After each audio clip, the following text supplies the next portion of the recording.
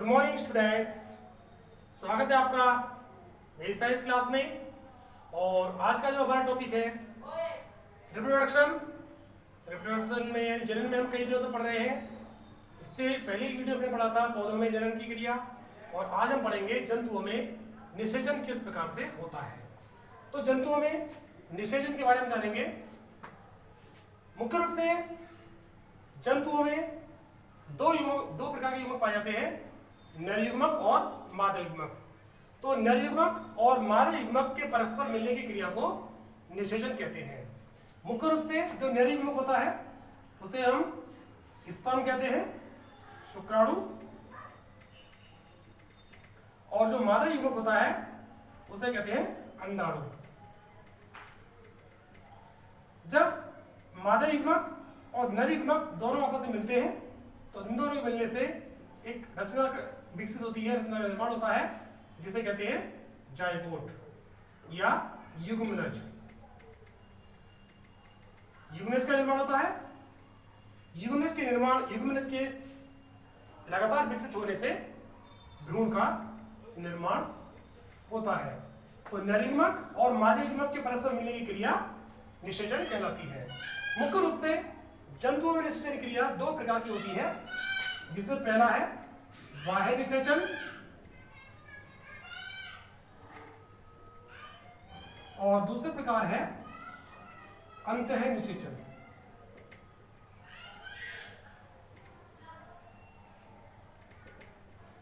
तो अब इन दोनों क्रियाओं के बारे में हम विस्तार से पढ़ेंगे। तो आज हम पढ़ेंगे पहला टॉपिक बाह्य निषेचन। अधिकांश एकशेरुकी और कुछ कशेरुकी जैसे मेंढक और मछलियों में जो निषेचन होता है वो बाह्य प्रकार का होता है। इसमें क्या होता है, नर जंतु अपने नर युग्मक और मादा जंतु अपने मादा युग्मक मैथुन क्रिया के समय जल में शरीर से बाहर त्याग देते हैं, और जल में ही नर युग्मक गति करता हुआ मादा युग्मक के से मिलता है और जल में ही निषेचन क्रिया संपन्न होती है। इस प्रकार से शरीर से बाहर जब जल में निषेचन क्रिया संपन्न होती है तो इस प्रकार के निषेचन को हम कहते हैं बाह्य निषेचन। इसका उदाहरण मैंने आपको बता दिया कि मेंढक और मछलियों में और अधिकांश एकशेरुकी जंतुओं में बाह्य निषेचन पाया जाता है। दूसरे प्रकार का निषेचन होता है अंतः निषेचन। इस प्रकार के निषेचन के लिए नर और मादा युग्मक दोनों का संयुग्मन मादा जंतु के शरीर के अंदर अंडवाहिनी के अंदर होता है। इस क्रिया में मैथुन क्रिया के समय नर युग्मक अपने शुक्राणुओं को मादा जंतु के शरीर में त्याग देता है, और नर युग्मक जब अंडाणु से मिलते हैं तो यह क्रिया अंतः निषेचन कहलाती है। यह निषेचन शरीर के अंदर होता है, इसलिए इस क्रिया को अंतः निषेचन कहते हैं। इस क्रिया में यह जो क्रिया होती है यह मुख्य रूप से सभी एकलिंगी जंतु और द्विलिंगी जंतुओं में यह अंतः निषेचन पाया जाता है, और पक्षी तथा सरीसृपों में अंतः निषेचन होता है, लेकिन भ्रूण का विकास शरीर से बाहर अंडे में होता है, इसलिए ऐसे प्राणी अंडज कहलाते हैं। और जो उच्च कशेरुकी जंतु हैं, जिसमें कि मनुष्य, गाय, भैंस, बकरी, ये सब उच्च कशेरुकी जंतुओं में जो भ्रूण का विकास होता है वो मादा जंतु के शरीर के अंदर गर्भाशय में होता है, इसलिए ऐसे जंतु जरायुज कहलाते हैं, क्योंकि शिशु एक जरायु द्वारा माता के शरीर से जुड़ा होता है, इसलिए ऐसे सभी जीव जरायुज कहलाते हैं। निषेचन क्रिया के बाद हम पढ़ेंगे युग्मनज का निर्माण कैसे होता है। नर युग्मक यानी शुक्राणु और मादा युग्मक यानी अंडाणु। नर युग्मक और मादा युग्मक दोनों के परस्पर मिलने से निषेचन क्रिया संपन्न होती है, जैसे कि हमने अभी पढ़ा, और इन दोनों कोशिकाओं के परस्पर मिलने से एक रचना का निर्माण होता है, जिसे कहते हैं युग्मनज। शुक्राणु में गुणसूत्र संख्या n हैप्लॉइड 23 होती है और अंडाणु में भी गुणसूत्र संख्या 23 होती है।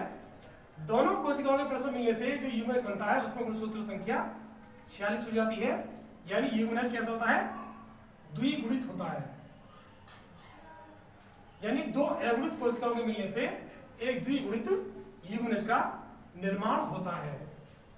युग्मनज का निर्माण होने के बाद इस युग्मनज में लगातार समसूत्री विभाजन से कोशिकाओं में वृद्धि होती है और विभाजन लगातार होते रहने से भ्रूण का विकास होता है और ये भ्रूण का विकास मादा जंतु के शरीर के अंदर गर्भाशय में होता है।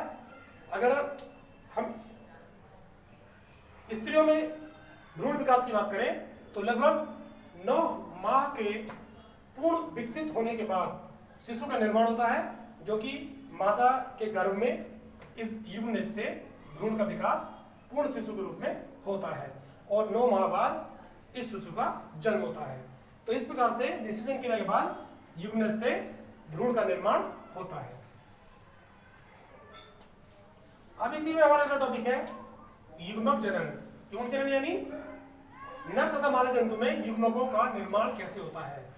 तो युग्मक जनन की क्रिया नर तथा मादा जंतु में भिन्न भिन्न प्रकार से होती है। नर जंतु में युग्मक जनन की क्रिया को हम कहते हैं शुक्राणु जनन और मादा जंतु में युग्मक जनन की क्रिया को कहते हैं अंड जनन।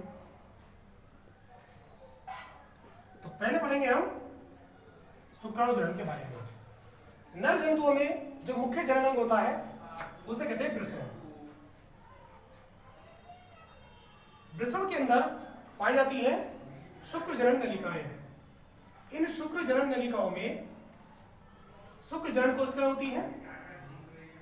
शुक्र जनन कोशिकाएं डिप्लॉयड होती हैं, जिनमें गुणसूत्र संख्या 46 होती है। जब एक शुक्र जनन कोशिका, जिसे हम मदर सेल कहते हैं, में विभाजन शुरू होता है तो इसमें पहला विभाजन अर्धसूत्री होता है। इस अर्धसूत्री विभाजन से 2 कोशिकाएं बनती हैं, जिनमें गुणसूत्र संख्या मदर सेल से आधी हो जाती है। यानी इसमें गुणसूत्र संख्या 23 और इसमें भी गुणसूत्र संख्या 23 रह जाती है। इसे कहते हैं हम अर्धसूत्री विभाजन, मियोसिस। अर्धसूत्री विभाजन में गुणसूत्र संख्या मदर सेल से आधे रह जाती है। फिर दोबारा इन कोशिकाओं में फिर विभाजन स्टार्ट होता है और एक कोशिका से पुनः 2 कोशिका निर्मित होती हैं, जिनमें अब की बार गुणसूत्र संख्या 23 हुई होती है और इस प्रकार से एक कोशिका से 4 कोशिकाएं बनती है। ये होता है समसूत्री विभाजन, इसे कहते हैं माइटोटिक डिवीजन, माइटोसिस। और इन कोशिकाओं के विकसित होने से 4 शुक्राणुओं का निर्माण होता है। इस प्रकार से एक शुक्र जनन कोशिका से शुक्राणु के निर्माण की क्रिया को कहते हैं हम शुक्राणु जनन, और यह क्रिया हार्मोन्स की सहायता से होती है। दूसरा टॉपिक है अंड जनन।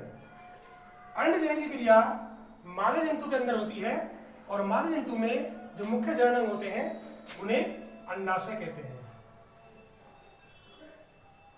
अंडाशय में उपस्थित अंड जनन कोशिकाएं, जिनमें गुणसूत्र संख्या डिप्लॉयड होती है, यानी 46 गुणसूत्र होते हैं।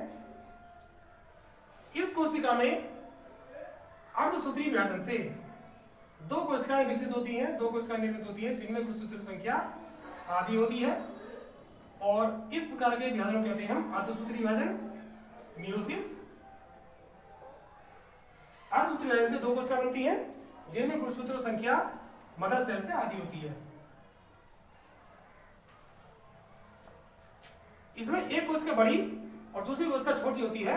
छोटी कोशिका को हम पोलर बॉडी कहते हैं, यानी ध्रुवीय कोशिका, और ध्रुवीय कोशिका नष्ट हो जाती है और एक कोशिका में विकास प्रारंभ होता है। यह कोशिका विकसित होकर पुनः विभाजन करती है और इस प्रकार इसमें दूसरा विभाजन होता है, जो कि होता है समसूत्री, माइटोसिस। समसूत्री विभाजन से यह कोशिका पुनः 2 कोशिका में विभाजित हो जाती है। इस बार भी इनमें गुणसूत्रों की संख्या 23 ही रहती है। एक कोशिका बड़ी और एक कोशिका छोटी होती है। छोटी कोशिका पोलर बॉडी कहलाती है, जो कि धीरे धीरे नष्ट हो जाती है, और एक कोशिका जो बड़ी होती है वो विकसित होकर अंडाणु का निर्माण करती है। इस प्रकार से इस अंड कोशिका में 23 गुणसूत्र होते हैं। इस प्रकार से एक मदर सेल जो कि अंड कोशिका है, उससे एक अंडाणु का निर्माण की क्रिया अंडजनन कहलाती है। तो स्टूडेंट्स, आज हमने पढ़ा निषेचन किसे कहते हैं, निषेचन के प्रकार, और निषेचन के बाद भ्रूण का विकास कैसे होता है, और युवजनन की क्रिया नर और मादा जंतु दोनों में। तो आशा करता हूँ आज का टॉपिक आपको समझ में आ गया होगा। कल फिर मिलेंगे नेक्स्ट वीडियो में नए टॉपिक को लेकर के। अगर आपको कोई वीडियो समझ में आ गई हो तो वीडियो को लाइक करें और मेरे चैनल को सब्सक्राइब करना ना भूलें। धन्यवाद।